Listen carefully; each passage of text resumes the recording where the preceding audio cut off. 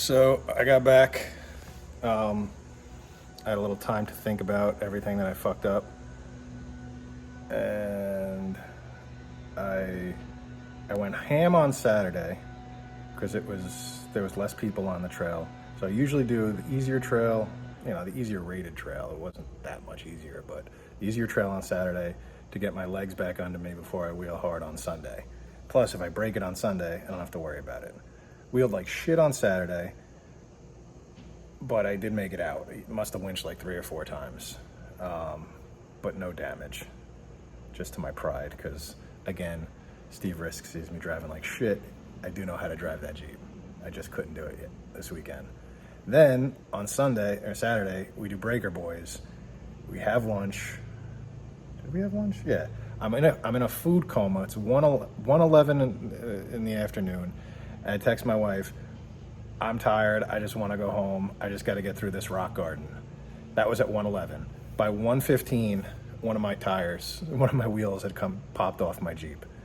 I wasn't torquing it against a rock or anything. It's not like I have hydraulic steering in there. I don't know. I wasn't torquing it. I came off a boulder. I fell into a ditch. My ball joint just snapped. That dropped the wheel off the Jeep, and the RCV exploded. It like pulled apart. It didn't break. It just pulled apart. The ball bearings went everywhere. So we didn't have any of the tools to press in a new ball joint. We didn't have a new ball joint. Even if, we would have just put it in, I don't know, I think we could have just pulled the axle out and got it out in 2 wheels, as long as it had fucking wheels on it. But nobody had the parts. So we had to take that wheel off. And then it was on the passenger side, so first we were thinking about dragging it out. We had to get the tire straight, so we had to take off the driver's side. Then we just lashed up a tree underneath it and sledded it out. But it had to be high enough to get over the rocks because it was in the middle of Fern Gully, Fern, whatever. So it had to be high enough to get over the rocks, but low enough to get towed out by a TJ. And God bless that fucking TJ, man. My fat ass JLU hung on the back of it for dear life. And we just used the winch and several shackles, and we dragged it as far as we could. Severed a brake line, so I had no control. I was less worried about going uphill than I was downhill, because if it started rolling forward, I didn't think that TJ was going to be able to stop it. Luckily, we didn't have to worry about that too much. So we're trying to get it out on 101, but we were like 3 miles into the woods, and it was taking forever.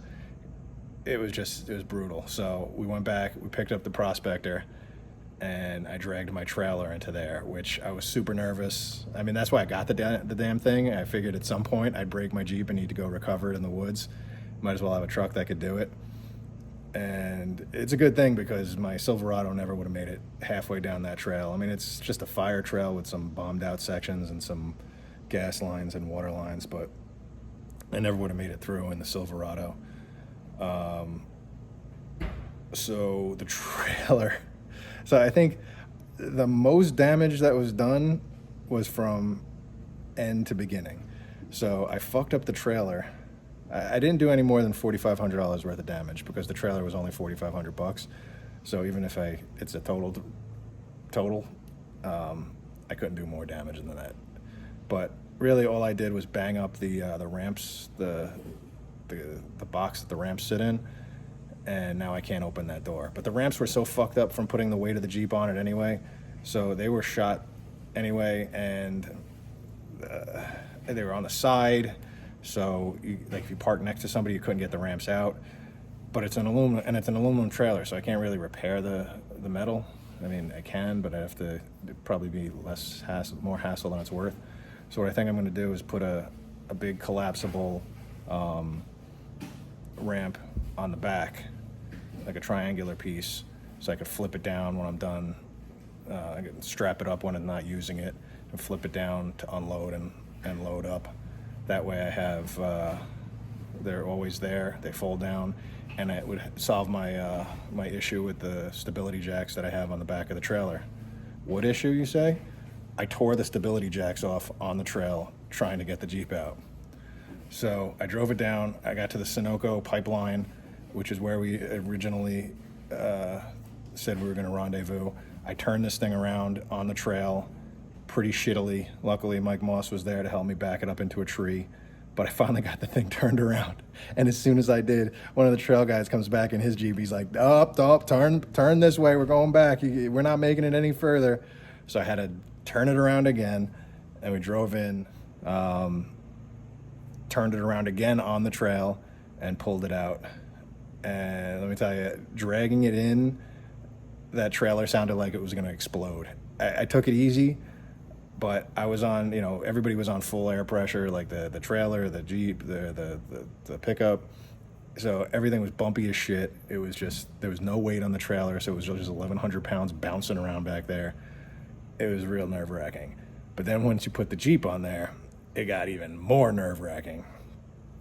But aside from banging up that container, the landing gear worked, so I was able to get it, everything was fine with the trailer. I drove it, I strapped everything down. It actually moved less on the trailer than when it has 4 tires. Yeah. So I drove it home yesterday, 65 miles an hour, no issues. So I'm just gonna keep that trailer until it falls apart, and then I'll sell it to somebody who knows how to fix it.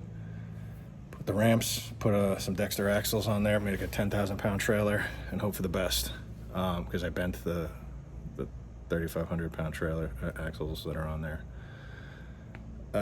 So that's probably the most damage. Then dragging it out, I fucked up the rotors and dust shields, probably, did some brake damage, maybe bent the track bar, which I just fucking had put in. But I mean, it might be fine. It should be fine. I don't know. This big heavy duty track bar. And then, yeah, the ball joint. What I have to do is jack it up on the trailer, get the ball joint in, press it in, get everything connected, and then I'll be able to put the tires back on and at least roll it off at a shop so somebody can fix everything else. And that was my weekend. Fun.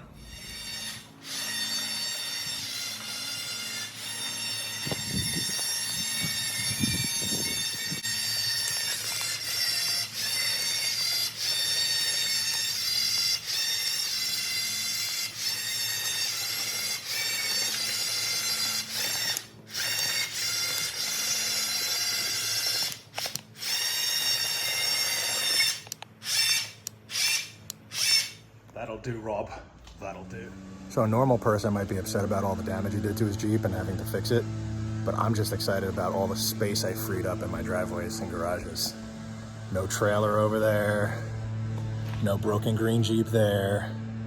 Got so much more room for activities. And Chevys. Say happy birthday, Lauren. Happy birthday, Lauren. Happy birthday, Lauren.